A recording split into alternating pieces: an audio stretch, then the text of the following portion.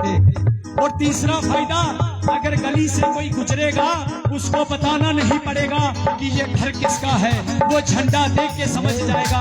अरे यहाँ से अदब से निकलो, ये तो वही हैं जिन्होंने अयोध्या में बाबर की छाती पे झंडा गाड़ के अयोध्या में राम जी का मंदिर बना के आगे, ये वो सनातनियों का घर है। एक बार लहरा के झंडे को हाथ करके लहरा के, लहर लहर लहराए रे झंडा बजरंग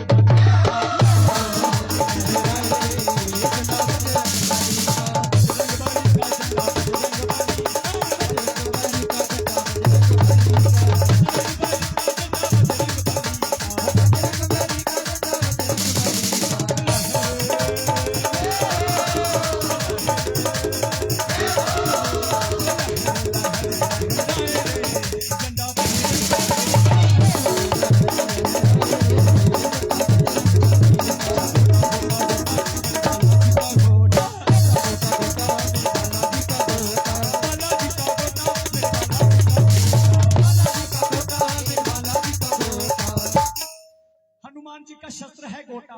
घोटा समझते हो? हनुमान जी अपने साथ रखते हैं, उसको हम क्या कहते हैं? गुर्ज। गुर्ज भी कहते हैं, जो हनुमान जी अपने साथ रखते हैं। अब जब भी घर पे हनुमान जी की तस्वीर लगाओ, हनुमान जी की तस्वीर के साथ एक घोटा जरूर रखा करो। छोटा रखो, बड़ा रखो, चाहे पीतल का रखो, चाहे प्लास्टिक का रखो, हनुमान जी का शस्त्र है। अब उस घोटे के क्या क्या फायदे हैं? उसके भी इतने फायदे हैं कि गिना नहीं सकता। 2 फायदे बताकर जा रहा हूं, सुनना चाहते हो क्या क्या फायदे हैं? जिनके घर में घोटा होता, जिनके घर में घोटा होता, जिनके घर में घोटा होता, जिनके घर में घोटा होता, जिनके घर में घोटा होता, जिनके घर में घोटा होता, जिनके घर में घोटा होता, जिनके घर में घोटा होता, जिनके घर में घोटा होता, जिनके घर में घोटा होता। अब पूछो उससे क्या होता? मुझे लग रहा है 5 ही पूछ रहे हैं, बाकियों को नहीं फायदा चाहिए कि उसका फायदा क्या होता। एक बार शोर मचा के पूछो क्या होता? जिनके घर में घोटा होता, उनके घर में पता क्या होता? वो भगत कभी ना रोता, वो भगत कभी ना रोता।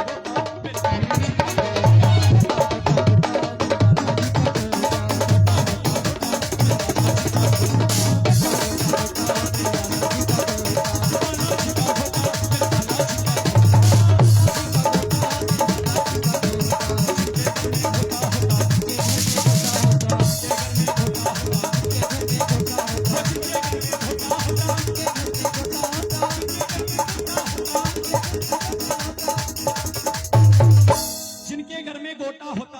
अब पूछो और क्या फायदा होता? एक बार शोर मचा के पूछो और क्या क्या फायदा होता? बता दो क्या फायदा होता? उनके घर में और पता क्या होता? धन का ना होता टोटा।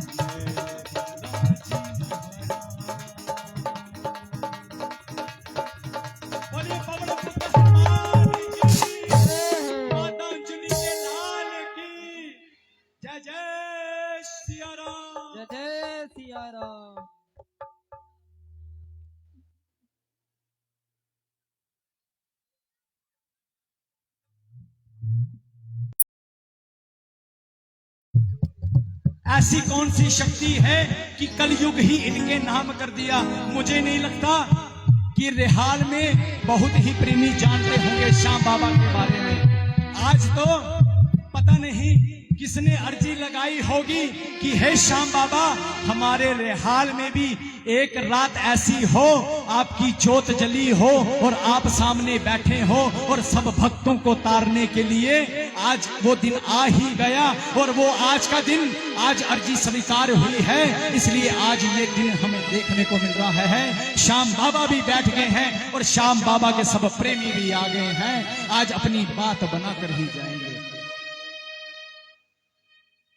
एक बार कह दो सच्चे दरबार की।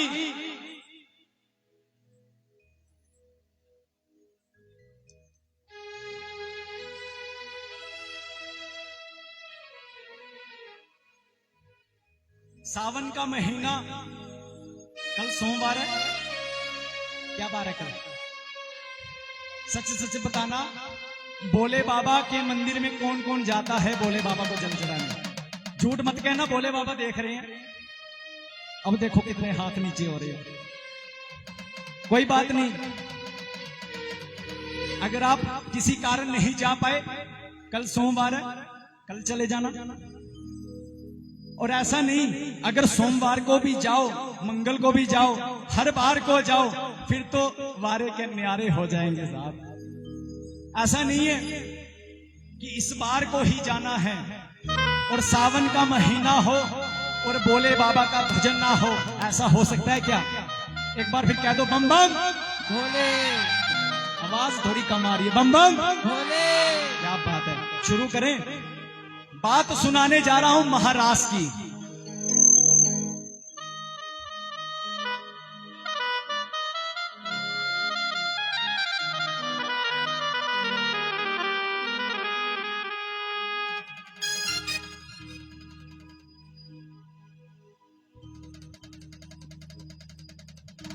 एक बार भोले बाबा का डमरू बजा दो एक बार।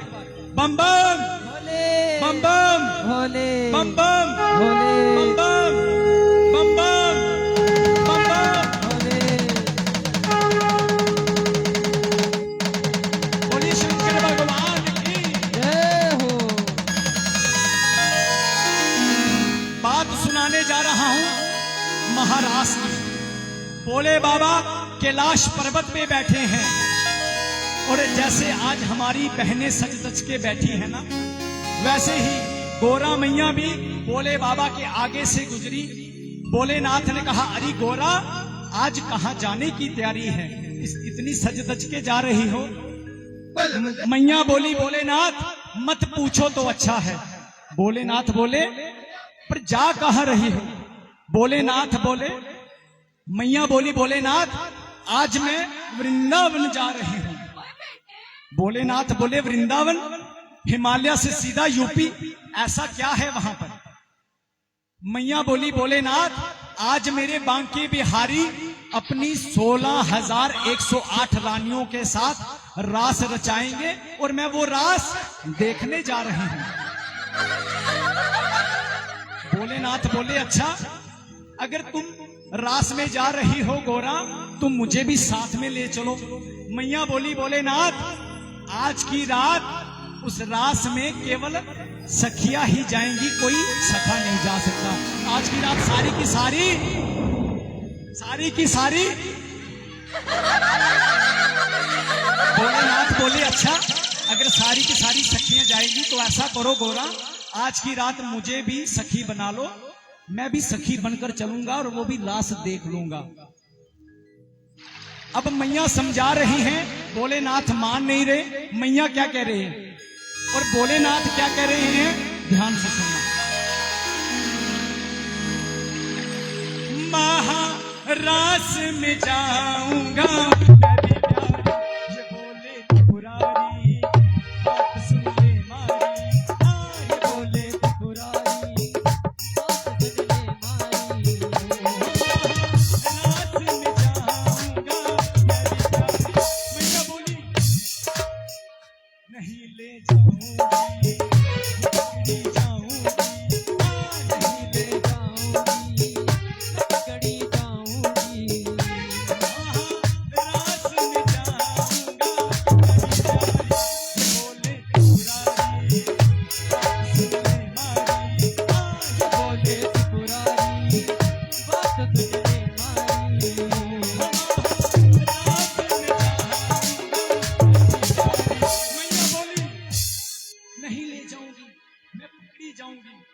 भोलेनाथ बोले क्यों? मैया बोली भोलेनाथ अपनी वेशभूषा तो देखो। भोलेनाथ बोले मैं वेश छुपाऊंगा, मैं जाऊंगा, वेश छुपाऊंगा, अरे मैं जाऊंगा,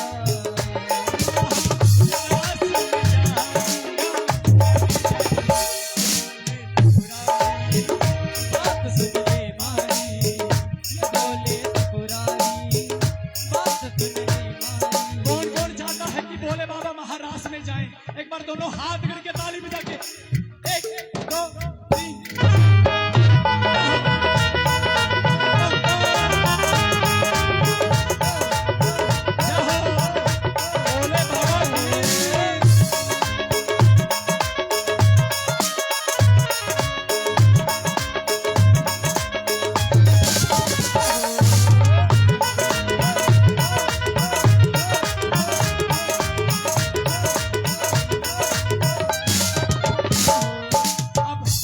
भोलेनाथ ने सुनाना शुरू किया, ओ गोरा प्यारी, ओ गोरा प्यारी, हाय गोरा रानी, ओ गोरा रानी, पहना दे मुझे साड़ी, ओ गोरा प्यारी, पहना दे मुझे साड़ी, सजा दे मुझे जल्दी से गोरा प्यारी, ओ गोरा प्यारी, ओ गोरा प्यारी, पहना दे मुझे साड़ी, सजा दे मुझे जल्दी से गोरा प्यारी, ओ गोरा प्यारी, पहना दे मुझे साड़ी, मेरे माथे पे बिंदिया लगा दे, ओ मेरे माथे पे बिंदिया लगा दे, सजा दे मुझे जल्दी से गोरा प्यारी, ओ गोरा प्यारी,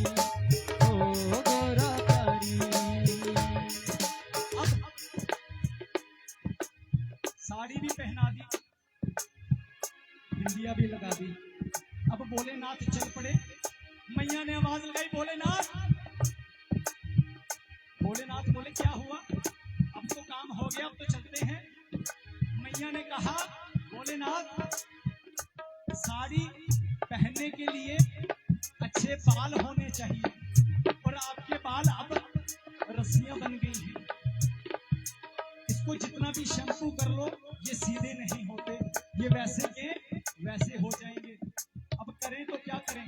भोलेनाथ ने कहा जटा जूट का बना लू जूड़ा, जटा जूट का बना लू जूड़ा, जटा जूट का बना लू जूड़ा, जटा जूट का बना लू जूड़ा, छोड़ दे चिंता सारी गोरी, गोरा प्यारी, गोरा प्यारी। अब कहा भोलेनाथ ये भी हो गया, अब ये बाल तो बांध लिए, इसके लिए एक काम और करना पड़ेगा। भोलेनाथ बोले बताओ गोरा और क्या करना पड़ेगा? गोरा मैया ने कहा एक लहरीदार चूनर माथे पे ओढ़ के, एक लहरीदार चूनर माथे पे ओढ़ के, एक लहरीदार चूनर माथे पे ओढ़ के, लहरीदार चूनर माथे पे ओढ़ के, भोला बन जाओ भोली भोली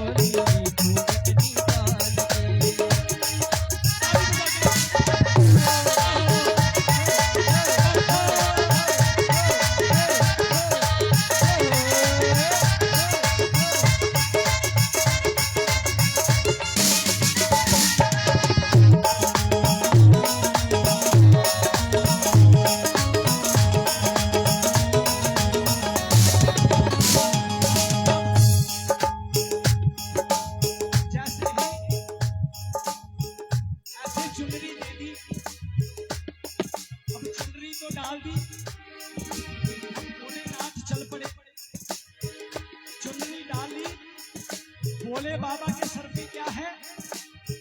गंगा मैया। हर हर गंगे, हर हर। गंगे।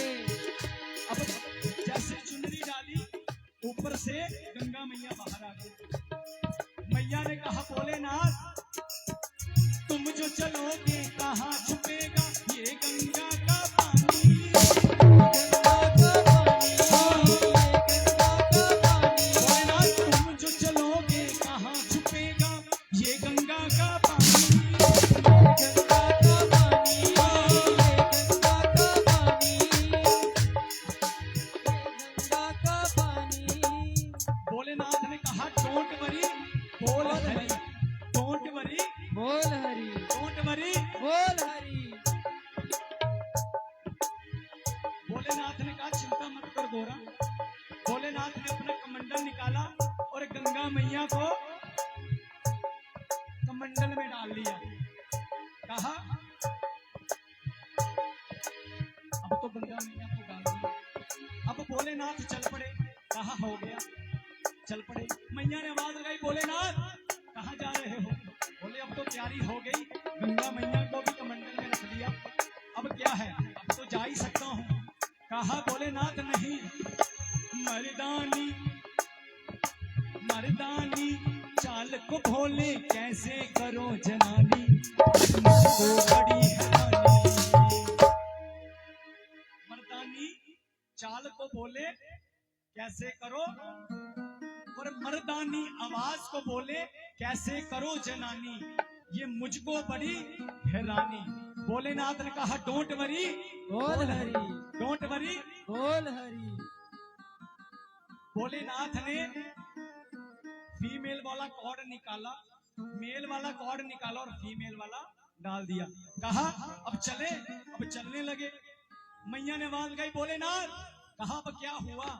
कहा भोलेनाथ कुछ और भी दिख रहा है।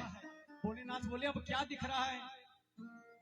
मैया बोली भोलेनाथ, कन्हैया बोलेगा कि सारी सखियां देखी, लेकिन ये कौन सी सखी है जिसके सर के ऊपर ट्यूब लाइट जल रही है? कहा अच्छा कोई बात नहीं, तुम जो चलोगे कहाँ छुपेगा चंदा का उजियारा।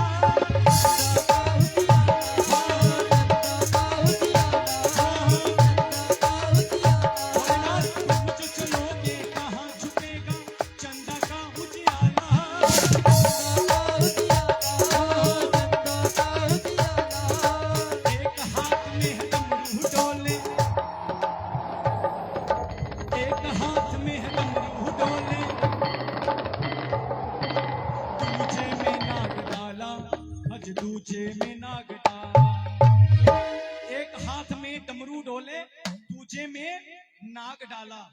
एक इतनी देर में एक बिच्छू मैया के पांव के ऊपर से निकला। मैया डर गई, भोलेनाथ ये क्या है?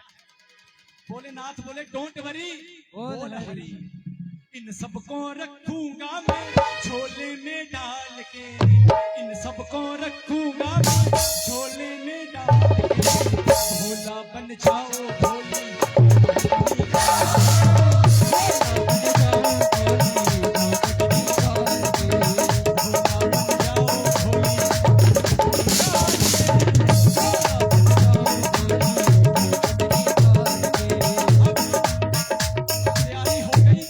भोलेनाथ ने जाने की तैयारी कर ली। भोलेनाथ आगे आगे, मैया ने आवाज लगा दी, भोलेनाथ। बोले अब क्या हुआ? सारा कन्वर्ट तो कर दिया, अब क्या रह गया? मैया बोली भोलेनाथ रुक जाओ, आपको एक काली टीकी लगा दूं। भोलेनाथ बोले अरे गोरा, जो खुद भस्म में रम जाता हो उसको काली टीकी का क्या असर? कहा भोलेनाथ आपके लिए नहीं कह रही, मुझे उस छलिए पे भरोसा नहीं है, उसकी नजर दाएं बाएं चली गई, उसकी चिंता है, आपकी नहीं। कहा अच्छा कोई बात नहीं, वो भी हो गया, तैयारी कर ली और जाके रास में कूद गए। जब रास में कूदे तो रास में क्या हो रहा था? वो बंसी बाजेगी, वो राधा नाचेगी, बंसी बाजेगी, वो राधा नाचेगी।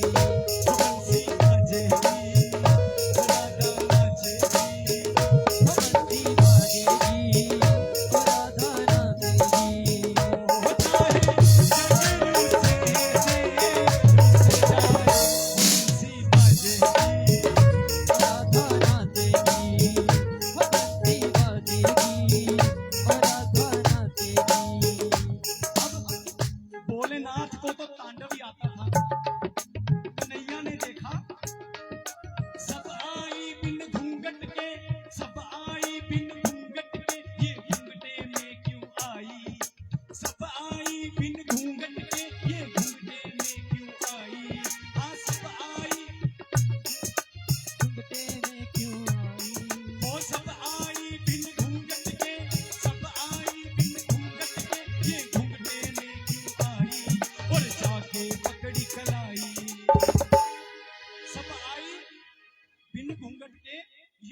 दिल्ली में क्यों आई, ये कौन सी सखी आई, और जाके पकड़ी कलाई। जैसे ही भोलेनाथ ने कलाई पकड़ी, कन्हैया ने जैसे ही भोलेनाथ की कलाई पकड़ी, घूंघट के अंदर से आवाज आई, दुनिया है मेरे पीछे लेकिन, दुनिया है मेरे पीछे लेकिन मैं तेरे पीछे, दुनिया है मेरे पीछे लेकिन मैं तेरे पीछे, अपना बना ले मेरे शान।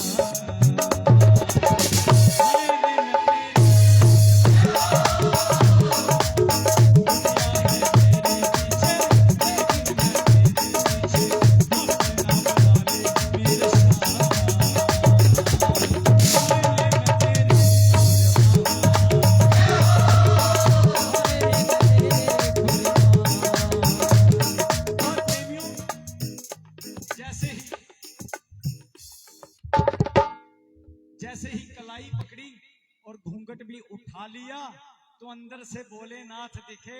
भोलेनाथ ने कहा, दुनिया है मेरे पीछे लेकिन मैं तेरे पीछे, अपना बना ले मेरे शान। हाय रे मैं तेरे कुर्बान। किस किस को सुनने लगी? एक बार दोनों हाथ करके ताली बजा के गोविंद बोलो हरि गोपाल बोलो, गोविंद बोलो हरि गोपाल बोलो, हरि गोपाल बोलो हरि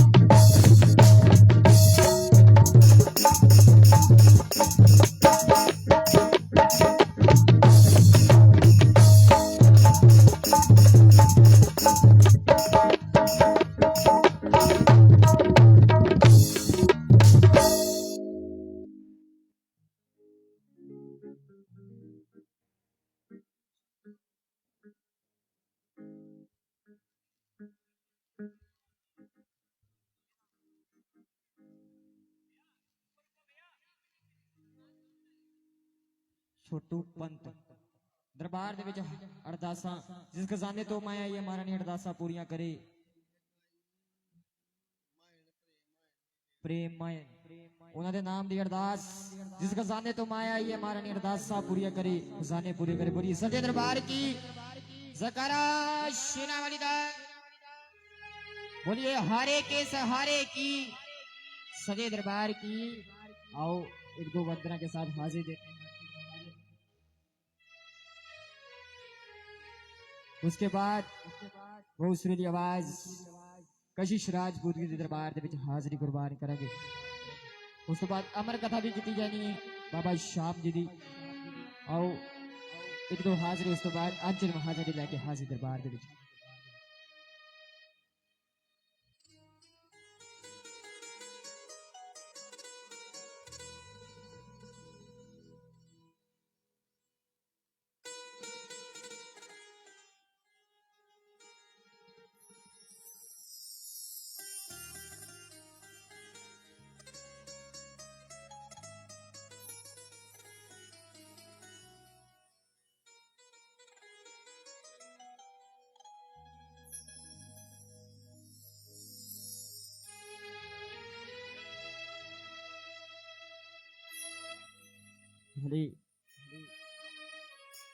दरबार बाबा कालीवीर दे नाम दे देस अपने अपने देवी देवते दे नाम दी अरदास। और अज्जू मोमो वाला उन्होंने नाम दी अरदास। आओगे इस खजाने तो माया ये हमारा अरदासा पूरी करे। बुरी सच्चे दरबार की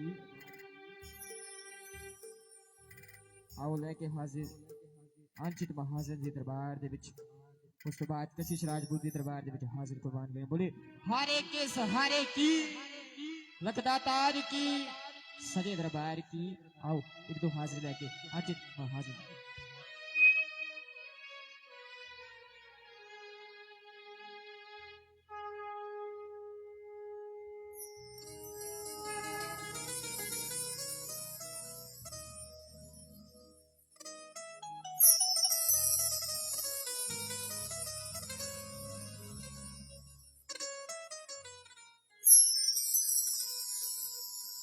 बोलिए सच्चे दरबार की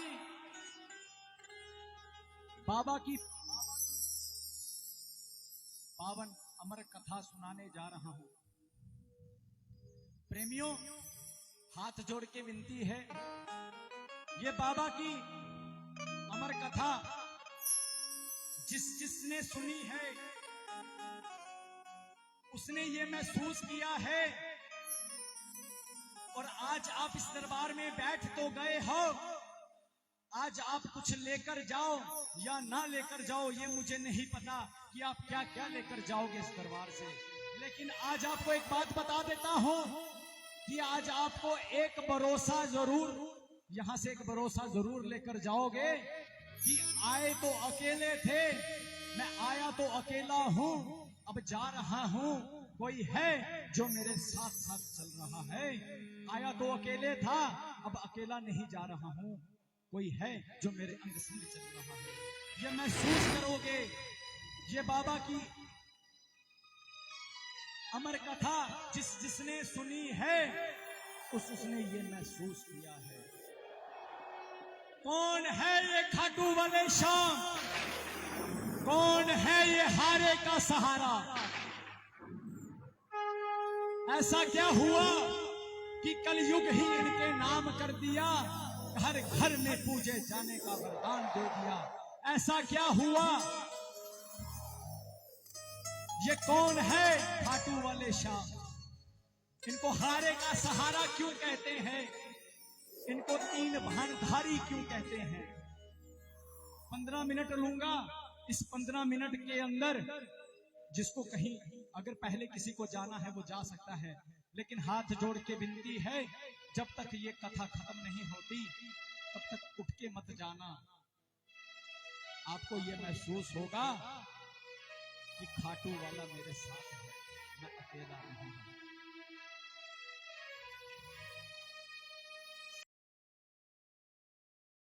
से आनी कैसे बनी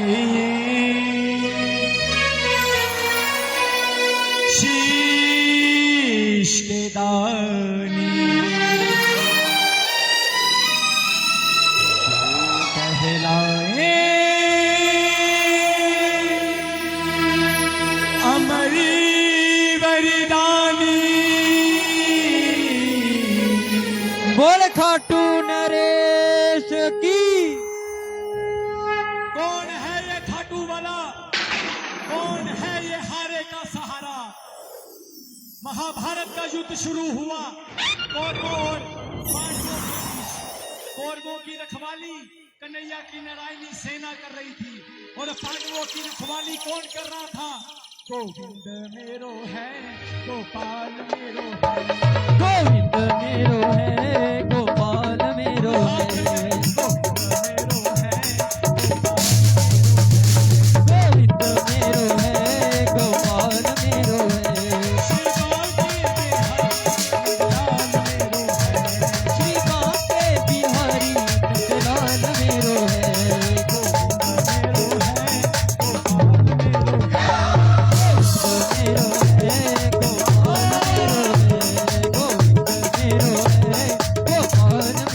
प्रेमियों, ये कथा शुरू होती है पांडवों में भीम के पुत्र हुए घटोत्कच, और घटोत्कच के पुत्र हुए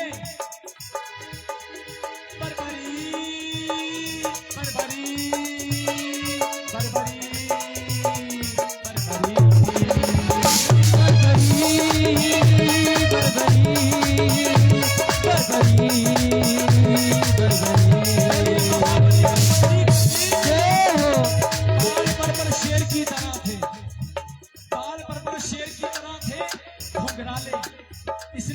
नाम पड़ा बरबरी। माता मोरबी के लाल हैं, बोलिए मोरबी नंदन की जय हो। मोरबी के लाल की जय हो जय हो जय हो जय हो। मोरबी के लाल की जय हो जय हो जय हो जी। मोरबी के लाल की जय हो जय हो जय हो। मोरबी के लाल की जय हो जय हो जय हो जी। मोरबी के लाल की जय हो जय हो जय हो जी। मोरबी के लाल की जय हो जय हो जय हो जी। जन्म लेते ही 14 वर्ष की आयु ग्रहण की। कितने वर्ष की? 14 वर्ष की। जैसे इंजीनियर का बच्चा इंजीनियर बनने की सोचता है, डॉक्टर का बच्चा डॉक्टर बनने की सोचता है। क्षत्रिय परिवार से थे, मन में आया कि कुछ शक्ति हासिल करूं। अपनी माँ के पास गए, माँ से कहने लगे, माँ मैं भी कुछ शक्ति हासिल करना चाहता हूँ, मैं भी कोई शक्ति प्राप्त करना चाहता हूँ।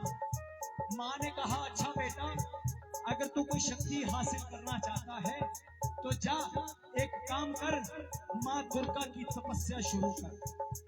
किसकी तपस्या शुरू करनी? माँ दुर्गा की। बोलिए दुर्गा मैया की जय हो। जैसे शिव के बिना शक्ति अधूरी, वैसे ही शक्ति के बिना शिव अधूरे। निकल पड़े बरबरी मनाने के लिए। भोले ओ भोले भोले ओ भोले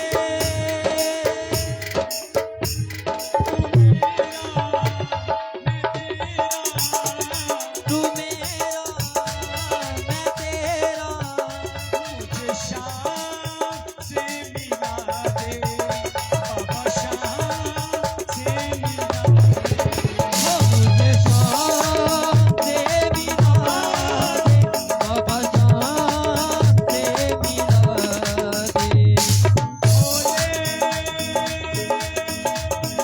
ओ भोले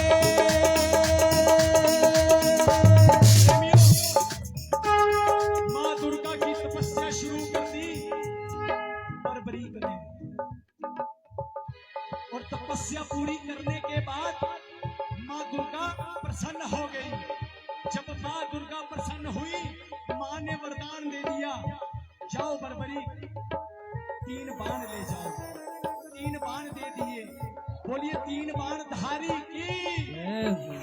इसलिए मेरे बाबा को 3 बाण धारी कहते हैं। माँ दुर्गा से प्राप्त किए। 3 बाण आ गए, शक्ति आ गई। और ऐसी शक्ति आ गई जिससे तीनों लोग जीत सकते थे।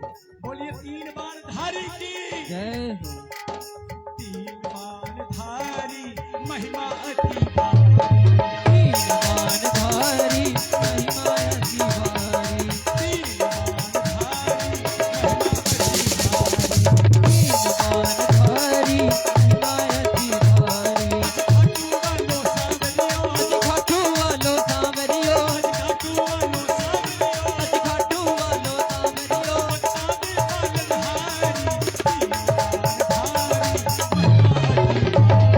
तीन बाण धारी महिमा अति भारी। बाण धारी महिमा अति भारी। प्रेमियों, शक्ति आ गई। जैसे धन आता है ना, खर्चने का मन भी आता है। जब धन आ जाता है तो खर्चने का भी मन आता है। वैसे ही शक्ति आ गई। 3 बाण आ गए जिससे तीनों लोग जीत सकते थे। माँ के पास चले गए, माँ से कहने लगे, माँ अब मेरे पास शक्ति आ गई है, तीनों लोग जीत सकता हूँ। अब मैं महाभारत के युद्ध में भाग लेना चाहता हूँ। माँ ने सोचा, कौरवों के पास कन्हैया की नारायणी सेना है और पांडवों के पास केवल कन्हैया है। कहीं पांडव कमजोर ना पड़ जाए। कह दिया बरबरी, अगर युद्ध में जाना चाहता है मुझे 2 वचन देकर जा, फिर महाभारत के युद्ध में जा। पहला वचन मुझे देकर जा। हाँ। हरे का तू है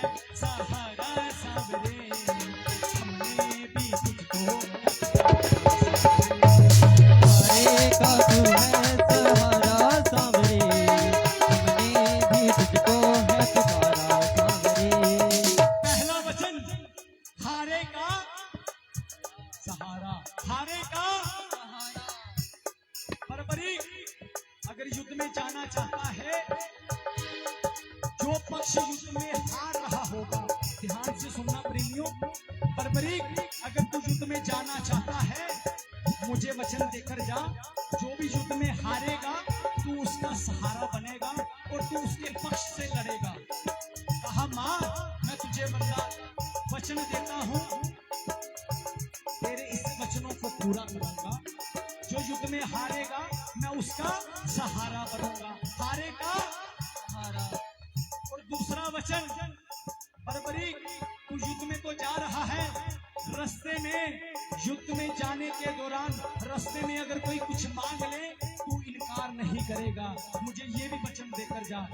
बर्बरीक ने कहा माँ मैं तुझे ये भी वचन देता हूँ, युद्ध के दौरान रास्ते में कोई कुछ मांग लेगा मैं इनकार नहीं करूंगा, मैं उसे वो भी दूंगा और तेरे वचन को पूरा करूंगा।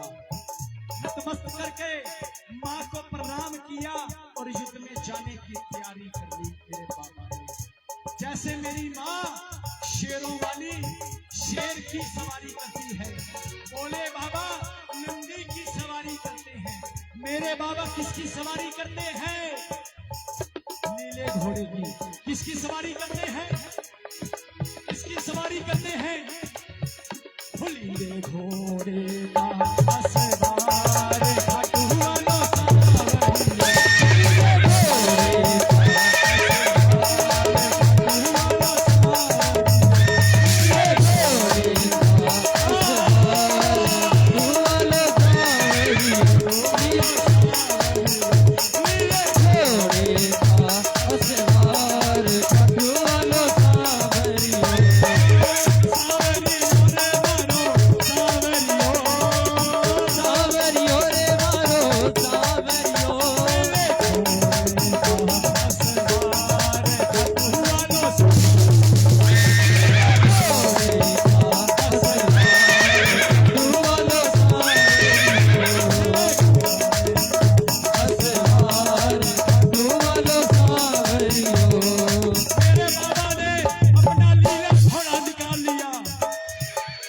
निकाल लिया, सवार हो गए, निकल पड़े युद्ध की ओर। चारों दिशाएं हिल उठी, चारों लोग हिल उठे, चारों दिशाएं हिल उठी, तीनों लोग हिल उठे। कौन आया? कौन आया?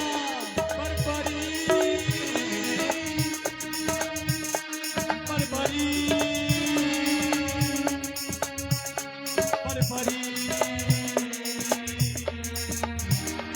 बर्बरी,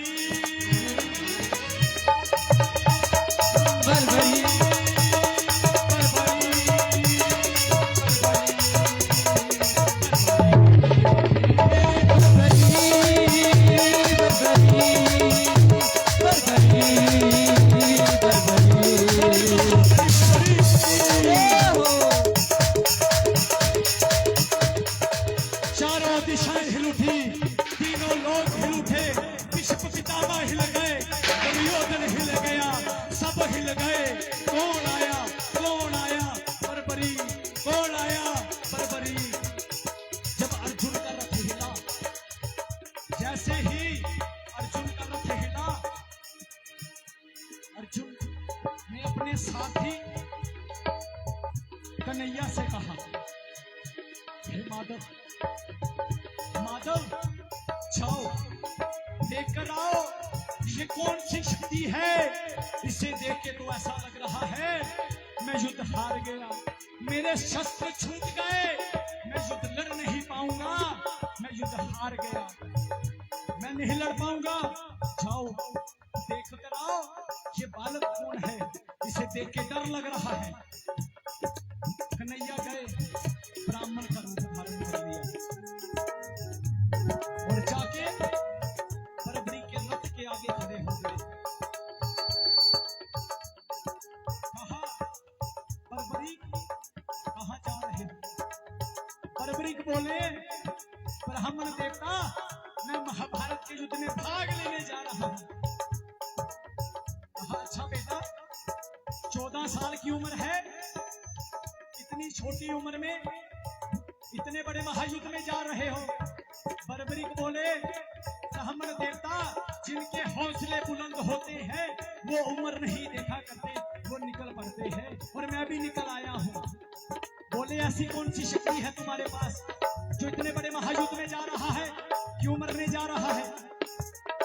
बोले ब्राह्मण देवता, शक्ति की बात करते हो, मेरे तर्कश में जो 3 बाण देख रहे हो ना, मात्र एक ही बाण चलाऊंगा, पूरे महाभारत का युद्ध समाप्त कर दूंगा।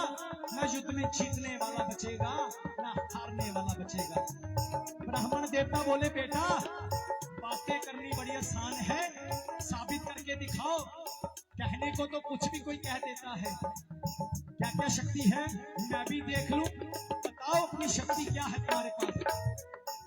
वहां एक पीपल का पेड़ था जिसमें लाखों पत्ते थे। बर्बरीक ने निकाला बाण, जैसे ही प्रतिज्ञा पे चढ़ाया, कन्हैया ने सोचा बर्बरीक कह रहा है एक ही बाण चलाऊंगा, सब कुछ समाप्त कर दूंगा। कन्हैया ने क्या किया, एक पत्ता तोड़ा और अपने पांव के नीचे दबा लिया। कन्हैया ने कुंती को वचन दिया था कि तेरे 5 पांडवों की रक्षा मैं करूंगा, तू चिंता मत करना। कन्हैया ने सोचा अगर बर्बरीक कह रहा है कि युद्ध में जाऊंगा, एक ही बाण चलाऊंगा, सब कुछ समाप्त कर दूंगा। एक पत्ता इसलिए अपने पांव के नीचे दबाया कि देखता हूं अगर महाभारत में युद्ध में जाएगा तो मैं अपने 5 पांडवों की रक्षा कर सकूंगा। कहा बर्बरीक चलाओ बाण। बर्बरीक ने चलाया बाण। एक बाण से उस वृक्ष के लाखों पत्ते क्षण में भेद डाले और आखिर में वो बाण कन्हैया के पांव के ऊपर घूमना शुरू हो गया। जब पांव के ऊपर बाण घूमा, कन्हैया मान गए ये तो बाण अब मेरे पांव के ऊपर घूमना शुरू हो गया। बर्बरीक बोले ब्राह्मण देवता, अपना पांव हटाइए, एक पत्ता आपके पांव के नीचे है। जब तक ये बाण उस पत्ते को भी नहीं छेदेगा, ये वापिस नहीं आएगा। कन्हैया मान गए। कन्हैया ने अपना पांव हटा लिया। कन्हैया ने कहा बर्बरीक, युद्ध में किसका साथ दोगे? बर्बरीक बोले ब्राह्मण देवता, मैं अपनी मां को वचन देकर आया हूं। क्या? हारेगा तू है सहारा सामरे, तुझको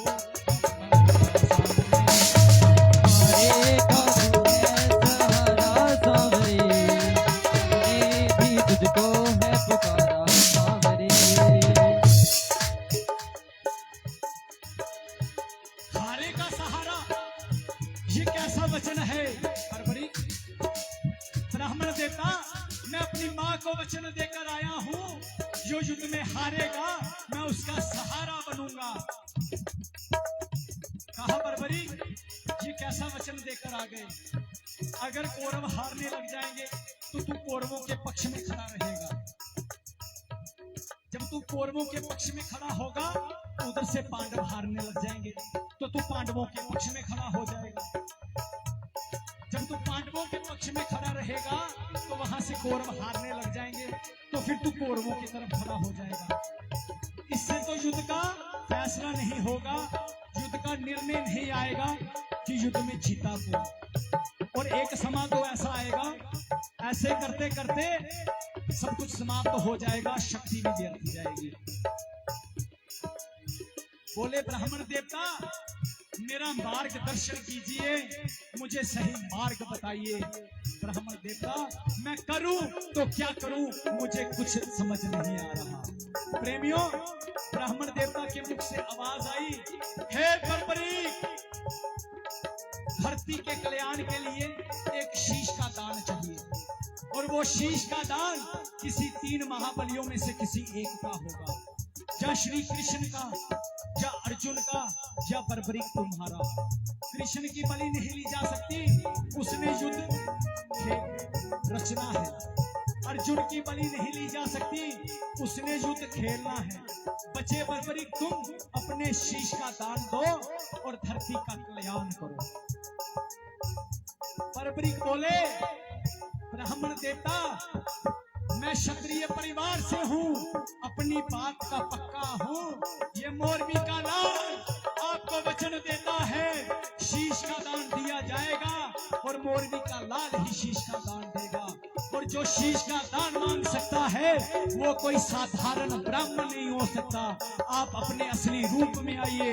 ये मोरबी का लाल आपको वचन देता है, मैं अपनी माँ को वचन देकर आया हूँ, जो भी रास्ते में कोई कुछ मांग लेगा मैं इनकार नहीं करूंगा। ये मोरबी का लाल आपको शीश का दान देगा। और प्रेमियों, उस महाभारत के युद्ध में पहली बार मेरा मोर मुकुट बंसरी वाला अपना विराट रूप लेकर खड़ा हो गया।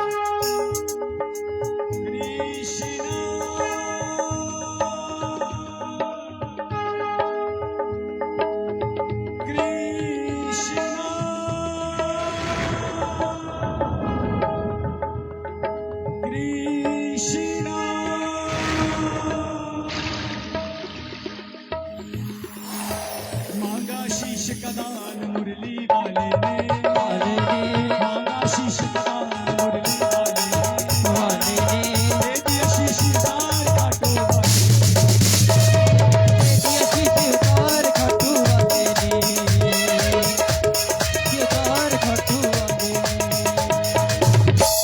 प्रेमियों, 14 साल की उम्र में मेरे बाबा ने, बर्बरीक ने 14 साल की उम्र में निकाली तर्क से तलवार, अपने शीश को उतार के कन्हैया की झोली में डाल दिया। दे दिया शीश उतार खाटू वाले ने, दे दिया शीश उतार खाटू वाले ने, दे दिया शीश उतार खाटू वाले ने,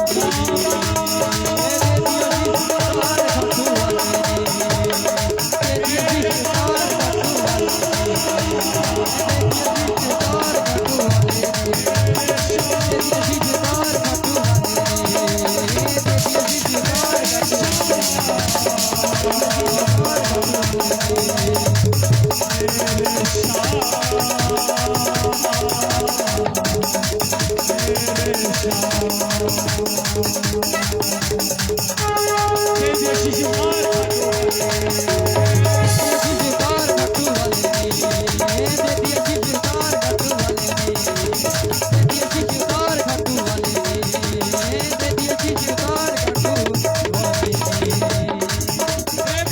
वाले अपना शीश उतार के कन्हैया की झोली में डाल दिया।